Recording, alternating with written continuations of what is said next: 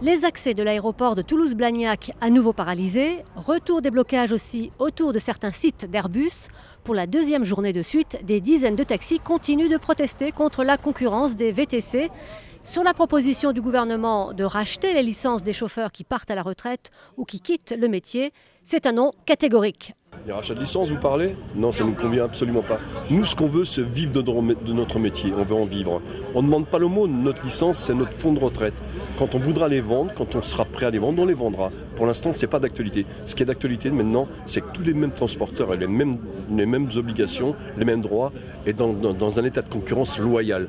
Des taxis qui maintiennent la pression et qui disent que l'Euro de foot pourrait en subir les conséquences. Pas le choix. Ça peut être une opportunité.